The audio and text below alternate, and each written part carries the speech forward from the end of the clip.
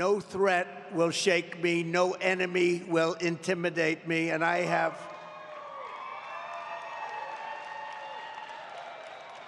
never been more determined than I am today, and I will never back down in my fight to make America great again.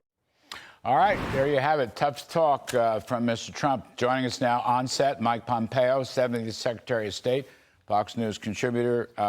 Mike, thank you very much for this. You have running a piece on Fox Digital.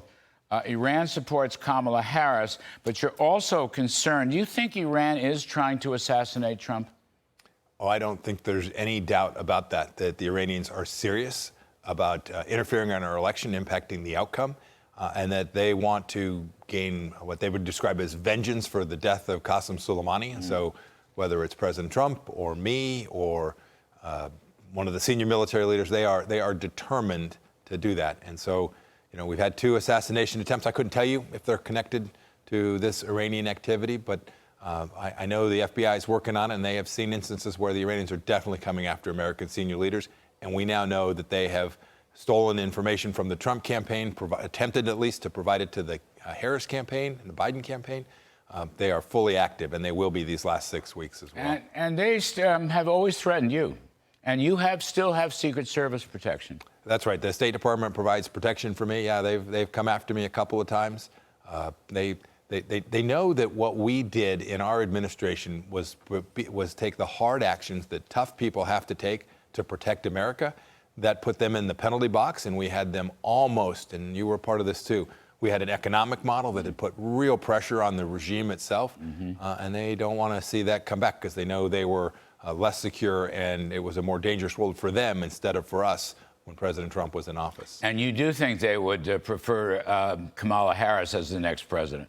Well, think about the 2 models. There's the Obama-Biden-Harris model, which was appease, reward, give billions of dollars, send plane loads of pallets of cash, pay for hostages to be returned, tell the Israelis to stand down and demand a ceasefire when Hamas and the terrorists are trying to kill them. And then there's the model that we had, which was to put maximum pressure on them, deny them the resources to fund Hezbollah and the Houthis, to put pressure on their nuclear program because they just didn't have the money to support it. No, there's no doubt which made their world a better place and ours less so. You know, Secretary, Biden's speech yesterday at the UN, among many things he said, quote, "The world must end this era of war," which I find quite remarkable. Appeasement is a catalyst for that era of war. When you and Mr. Trump left office, the world was at peace. Now suddenly the world is on fire. I don't think that's a coincidence. No, it's not a coincidence. These bad guys, whether it's Xi Jinping or Vladimir Putin or Chairman Kim in North Korea, they understand one thing. They understand power. And to go to the UN and say, gosh, these things must end, as if you're a 5th grade bystander, right? As, gosh, I sure hope this all ends. When you tell Hamas that you're demanding Israel stand down, when you tell the Ukrainians, gosh, you can't fire into certain target sets, you are telling the bad guys that you're not prepared to defend the things that matter. And one thing we were really good at in the Trump administration, we didn't send the 82nd Airborne to fight every war. We didn't send Marine divisions around the world. We used American power at its most fundamental economic basis, American power in terms of diplomatic and military leverage, without putting our young boys and girls at risk. And President Biden and I think President Harris would take that same appeasement, weakness path, and that creates escalation and risk every time. Ronald Reagan had it right. President Obama, Biden, and President Harris all have it wrong. You know, Walter Russell Mead is a very distinguished academic. He's writing every single diplomatic initiative by Mr. Biden. Afghanistan, which was a catastrophe, the threats about Ukraine that Putin completely ignored, the Iranian situation that you're describing, every diplomatic initiative has failed, one after another, including Israel, including Saudi Arabia, including ignoring the Abraham Accords when they first came into office.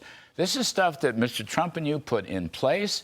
It was right there for them, and they threw it out the window, and then look what happened. You know, it's the damnedest thing. I read the piece that Walter Russell Mead wrote. He captured it exactly right. He captured the perception that the bad guys would have. You know, I would add to this our southern border. right? A huge national security risk, having now millions of people in our country we have no idea who the heck they are. Like, we could all wake up to a really bad morning someday when some terrorists who infiltrated our southern border because President Biden gave up what the Trump administration had put in place there that had caused illegal immigration to dwindle. This is a national security failure in the same way that Afghanistan's a failure, the same way that the war in Europe is a failure, and the same way that the war ongoing in the Middle East is a failure today. And I don't want to be mundane about it, but, you know, you talk about defense, military. The Bidens cut the military budget year after year in real terms. As a share of GDP, I just tracked this with the CBO baseline, we're now going to fall well below 3% of GDP.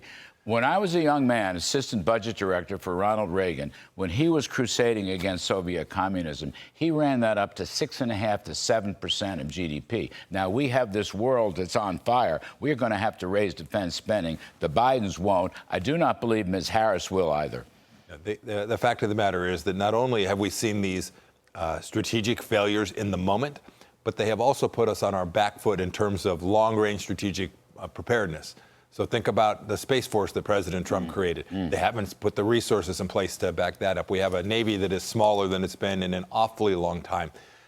They've now told our allies and friends around the world we can't be trusted. Those are all things that are going to command increased resources. And there's no chance that a President Harris would ever put those resources in place. So just to square the circle at the end here, last word. I mean, no wonder Iran thinks it can get away with interfering with our elections and literally coming after our leaders. No one has posed any costs on any of our adversaries. And when you don't do that and you're not prepared to do it and all you talk about is the things you won't do, when you constantly talk about the things you won't do and your fear of escalation, the bad guys are going to drive a truck through that, Larry. Unbelievable. Secretary, thank you very much. Thank you. It's wonderful to be with you. Really appreciate it. Thanks Yes, ever sir. so much.